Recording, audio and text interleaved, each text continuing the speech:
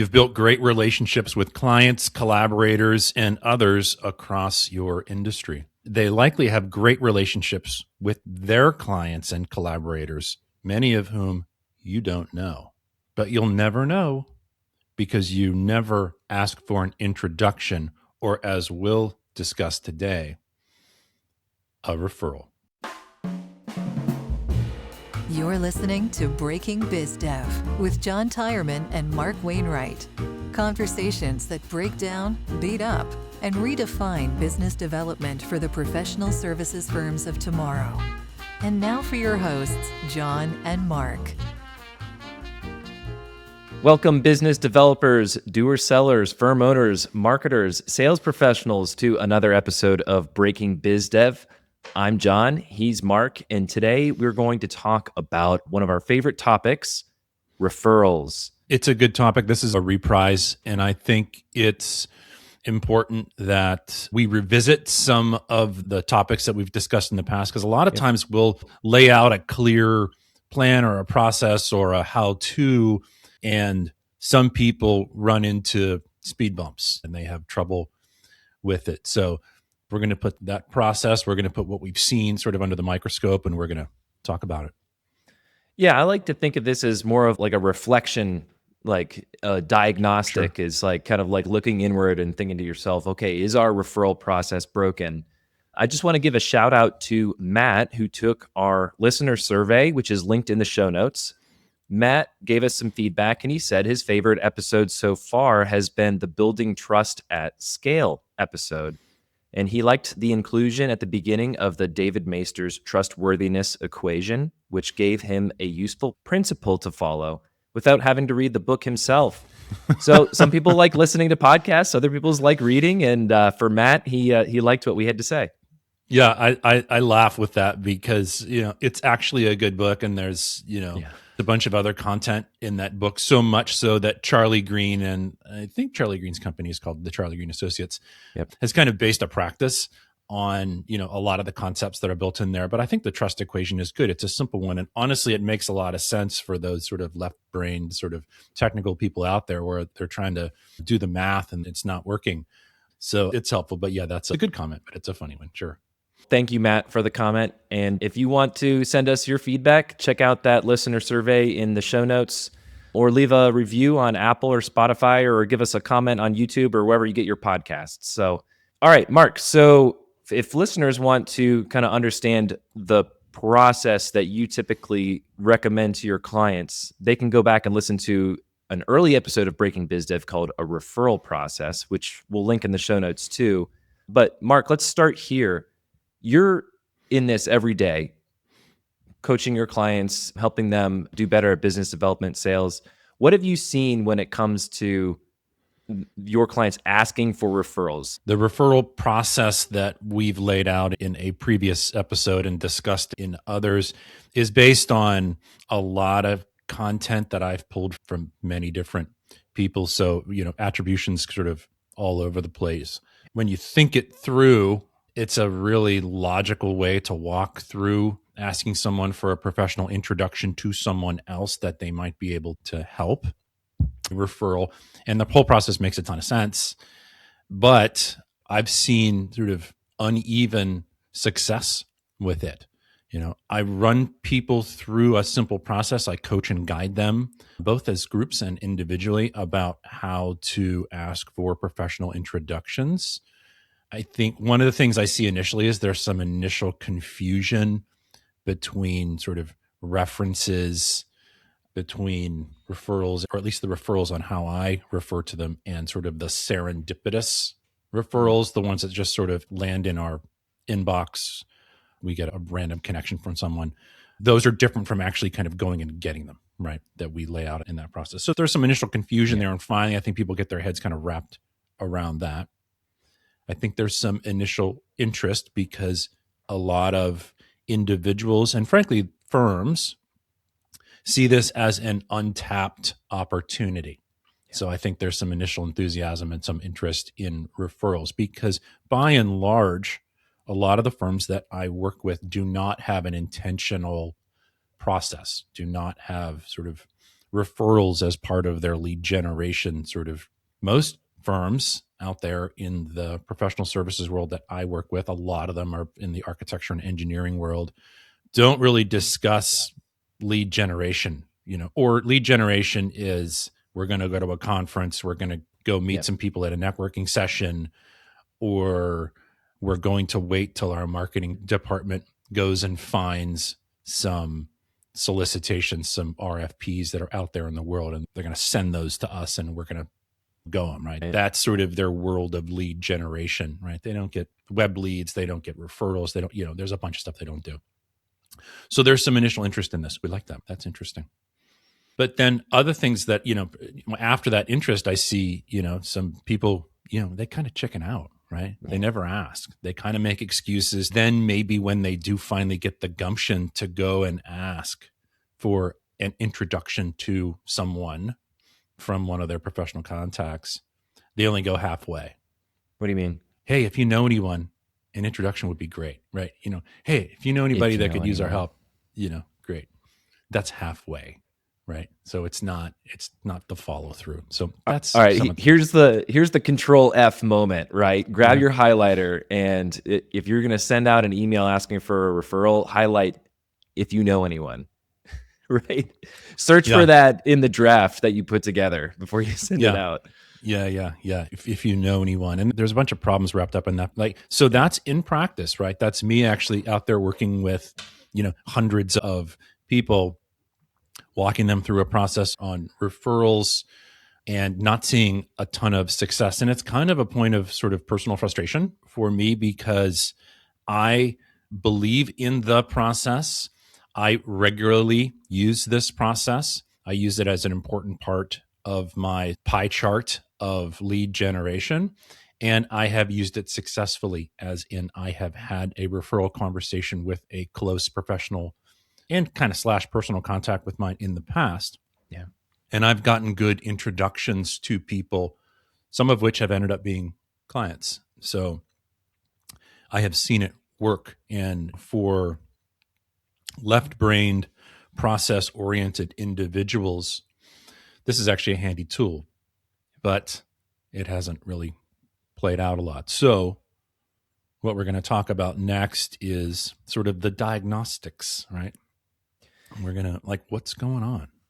What's going on, and how can you take a look inward and really figure out, do you have a referral problem, right? Yeah. And I echo that, Mark. When I look at how leads come to my business, a big chunk of that is referrals. At every single agency stop that I've been at, referrals has been a big slice of that pie as well. Yeah. So referrals are a thing that is a viable lead generation channel. So let's talk about what are some of the signs of a broken referral process. Let's start there. I think let's split this out into what are the symptoms and then what are the core root causes. And we've got a list here and we can kind of go through them. So Mark, do you want to kick us off with this first one?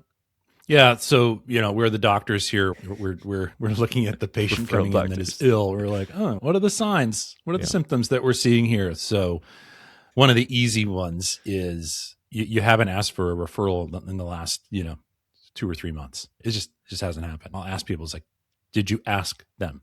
No. Oh, okay. So that's a symptom of a deeper issue here for sure. Yep. And in order to make this an effective process, it's something that needs to be practiced regularly and you need to get better at it over time. And if you want to get better at something over time, you have to do it every few months, every month, every 2 months, every 3 months, whatever else it is. You have to be practicing and improving for sure. So that's an easy one. Have you asked for any referrals in the last 90 days? All right. No. So this second bullet we've got here is you're not getting any referrals, so either solicited or unsolicited. Whether or not you're asking for referrals, those serendipitous ones that you mentioned earlier, those do happen, right? From time to time, but are you even getting those in your inbox? When was the last time that you got a referral inbound? So that's a good one. Right. And the mind, again, we're just diagnosing here. We're not that's your mind races to the reasons that might be happening. So that's a good one. Are you getting them? Right. Yeah.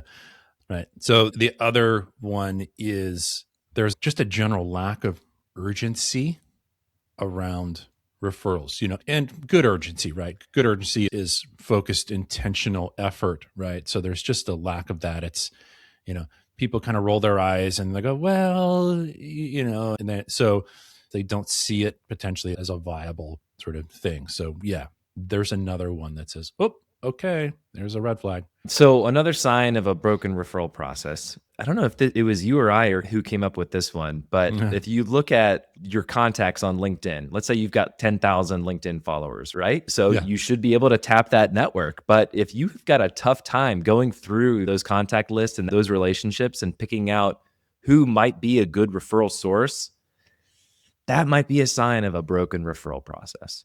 Yeah. And so that might not be, totally obvious to some people because you think, wow, if you have a great network, we used LinkedIn, right? Yeah. The old guys use, your Rolodex or your Outlook contacts list. However you capture your personal contacts and connections, if it's a sizable group, yet you're not leaning on that group for introductions and referrals, and conversely, they're not leaning on you for introductions and referrals, there's no exchange happening there, then that might be symptomatic of a bigger problem. All right. So we've gone through some of the symptoms of why your referral process could be broken. The patient is sick. So let's figure out why. Yeah. All right, Mark, what are some possible root causes? Maybe the process just never took hold, right? Maybe the process doesn't exist. If it's someone that I work with, is obviously the process that we laid out didn't stick, right? So there doesn't exist a process individually and organizationally. It didn't settle in. They didn't believe it would work, and they tried it and failed or whatever else. So it's just the process just doesn't exist in the organization. And that can tie to a bunch of stuff. There's, the organization hasn't recognized it as a viable, lead generation tool. So there's no sort of framework, there's no structure, there's no goals built around it, or for that matter, around lead generation at all. So, that's a big one for sure. Another root cause of a broken referral process, and you mentioned this a little earlier when you talked about if you know anyone, right? So I think unclear messaging, like what is the ask? What are you asking for? Making sure that is clear and coming across to the recipient. I think that is another root cause of a broken referral process. A lot of people, I believe, view marketing and selling as pretty ambiguous. A lot of sort of just, I'm just going to throw a bunch of darts at a bunch of dartboards and see what sticks, right? I'm just going to go out and see what I can do with no clear goals, with no clear structure and any of that kind of stuff. And this absolutely falls into that category for sure. So unclear messaging is super, super smart. Plus, when you're out there talking to someone and you're vague about what the end goal here is, you're not going to get the results that you want for sure. So I've got another few here that are kind of tied together here. And I think it comes down to one word, and that word is fear. Right? Yeah. Good one. Yeah. So it's this going, kind of sticking your neck out and asking people for introductions to others can get those butterflies rolling in your stomach. Even if we're emotionally intelligent adults, it can kind of get us going.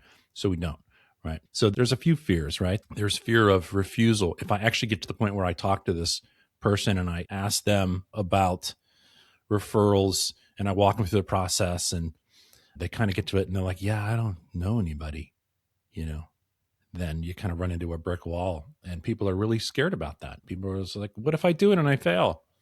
And this applies to a bunch of different things, but referrals is one of them. What if I do this and it doesn't work out? That's a root cause. And we're not going to smooth over the reality of people being fearful of stuff. We're not going to be able to slip you a pill and just say, here, this is your fearless pill. There's another kind of thing associated with fear, which is you're fearful that you're asking too much from people, your advocates, your good contacts, whatever else. You're feeling that you're asking too much, that maybe they'll feel a little bit uncomfortable in the situation, that who knows, right? Maybe it's you just feel like this is a big ask and you're not willing to take the first step. Yeah, those are so those are two that are really tied closely together, I think, with sort of the fear thing. What comes to mind for me is how important it is to have thick skin when you're doing any kind of sales activity because of Yeah. that fear of failure. And I'm reminded what my first job out of college was as a door-to-door salesman. I was selling paper. I Yeah. felt like Jim from The Office. I love it. But we had this rule of 40. You got to go to 40 businesses in a day because out of every 40, you're going to get 39 no's, but you're going to get one yes. And that's all it takes. If you get one yes every day that you do this, then you're going to hit your quota, right? So that experience kind of helped me kind of get over that fear. But I think it just comes with reps, right? Like you need reps doing this and asking for referrals so that you can get over that fear. And then having a process helps too. Yeah, no doubt. You're listening to Breaking BizDev, The podcast that beats up, breaks down, and redefines business development for the professional services firms of tomorrow. Your hosts are John Tyerman, founder of Red Cedar Marketing, the podcast marketing company for experts and professional services firms, and Mark Wainwright, principal consultant and founder of Wainwright Insight, the fractional sales manager and sales consultant to professional services firms. If you find this podcast helpful, please help us by following the show and leaving a review on Apple Podcasts. And now, back to the show. Yeah. You had another one here about timing. For timing, we talked a little bit about it earlier, hinted at it, like, have you asked for referrals in the last 90 days, right? We're the doctors in the office. But I think like that isn't one example of not asking enough. Maybe you're asking too many times. You're asking your contacts way too much for referrals. Like maybe you don't care what they think and you keep asking them. Or maybe you're not asking for referrals at the right point in the process. Let's say that you're in the middle of delivering on a critical project and you haven't quite crossed the finish line yet. So the client doesn't really know. I don't know if they're going to be able to do what they say they will do because I haven't experienced it yet. Yeah. So when you ask for that referral is important. Both of those are kind of meaty. You know, they're both meaty topics. I mean, as far as timing is concerned, I have a bad response to that because a lot of people say, well, when is the perfect time to do it? And it's like, never. There's never the absolute perfect moment. Some might disagree with me. They're like, oh no, right after the ribbon cutting or the big milestone or the deliverable hits the client's desk is like, that's the perfect time to ask. And maybe, but the other half of me says that, look, when the big deliverable hits the client's desk or when the ribbon cutting happens, they have moved on to something else, right? They are now unfocused on that thing that was and refocused on the next thing.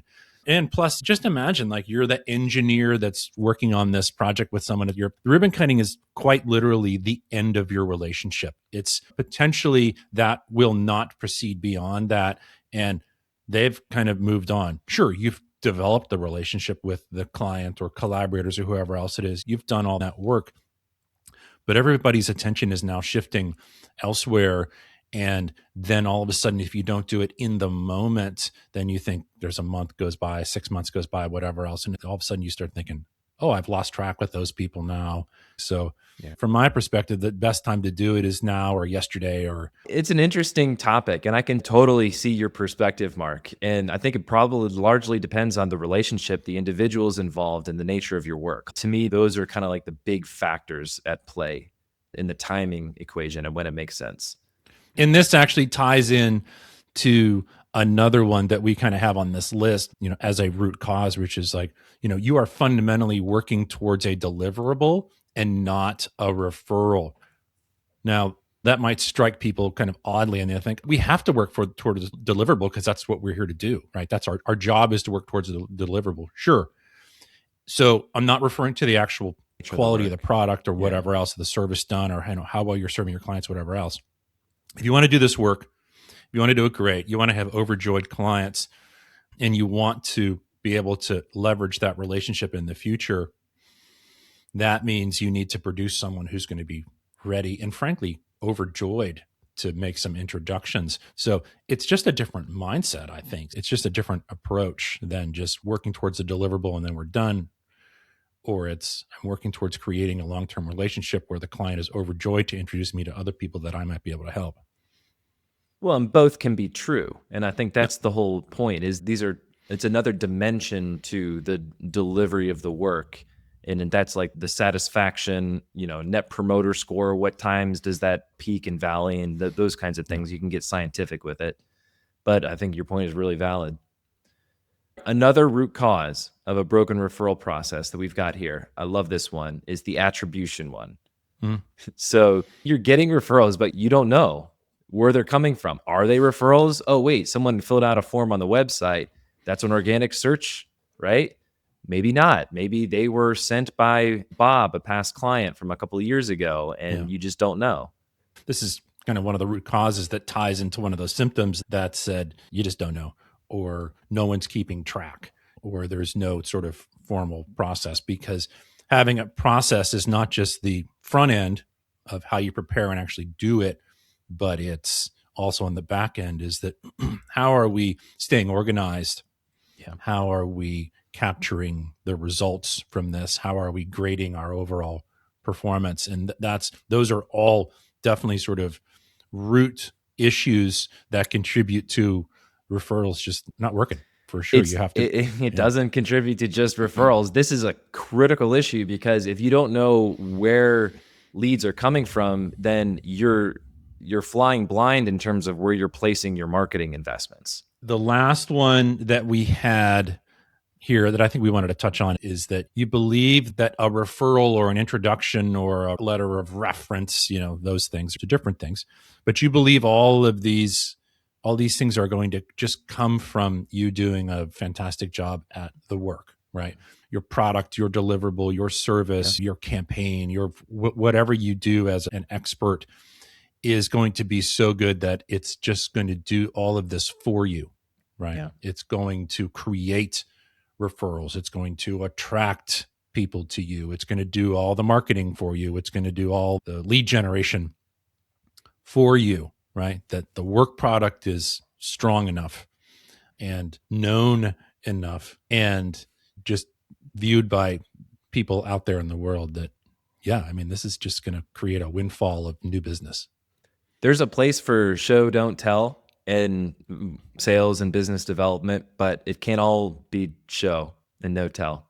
Yeah. There's a very small number of experts out there in the world who have people lined up at their front door because, the work they have done has, speaks for itself. Sure. Right. A small number. Yeah. And that's not the majority. Chances are good.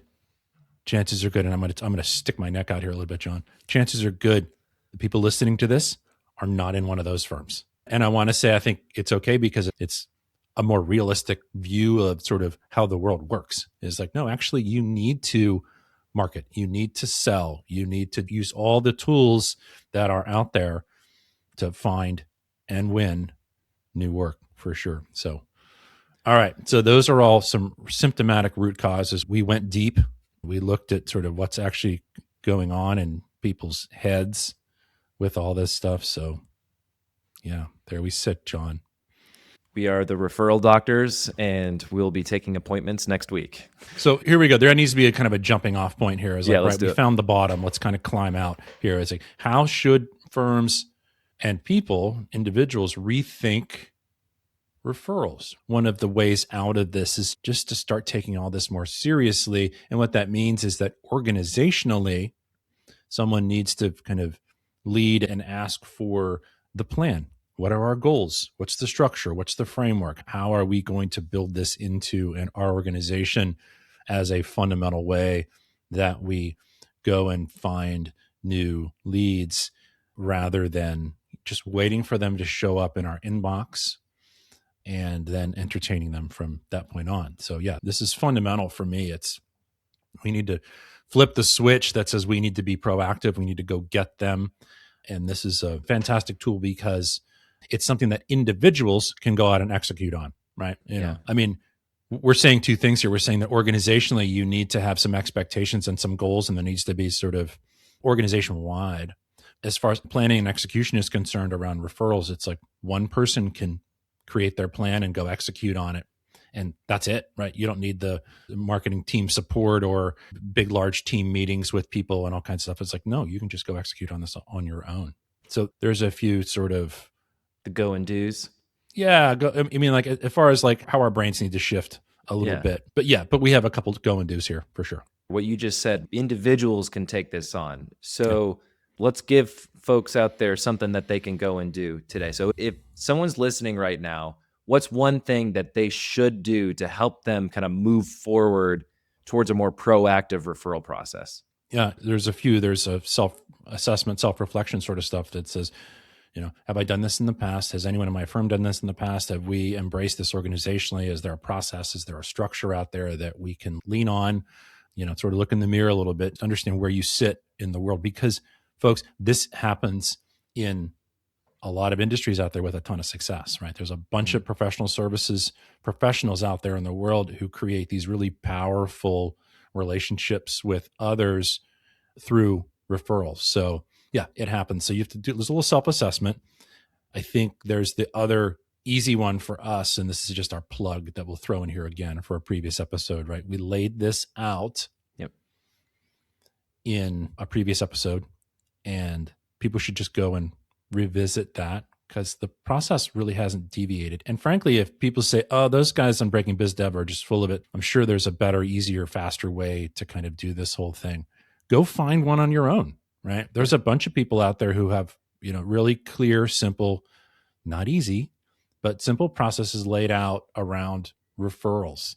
So, if you think there's something better out there, go find it, but find a process that works for you. And the last go and do, I would say, is, kind of the first step in that process. It's step one, right? And step one in the process is start making a list, right?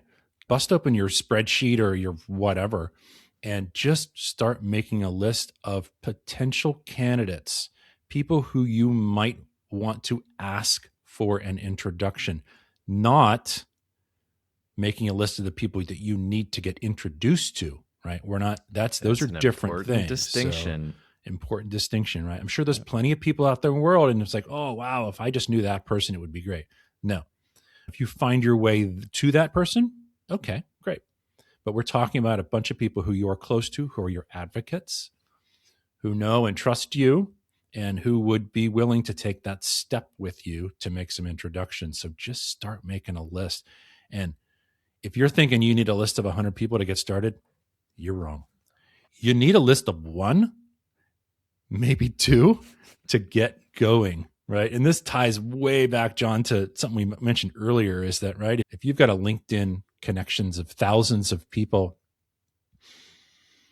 but you can't find any advocates in that group at all, or at least not someone that you would feel comfortable and just easy to go and sit down and have a referral conversation with, then you need to rethink how you're approaching those contacts, right? This is not a numbers game at all. This is 100% a quality game over a quantity game for sure. It's the trust triangle, right? Yeah. And we've talked about that in the past. Go listen to a referral process if you want to hear a little bit more about that. Yeah, for sure. So good. All right, John, I think this has been good. It's been a little, frankly, for me, it's been a little self-reflective, and looking at what we've discussed in the past and seeing how well it's worked or how not, so it's been really helpful. Until next time. Thanks for listening to Breaking BizDev. Subscribe on Spotify and Apple Podcasts or listen to the show at breakingbizdev.com. This episode was produced by Red Cedar Marketing. If you think a business podcast is right for your company, visit redcedarmarketing.com to learn more.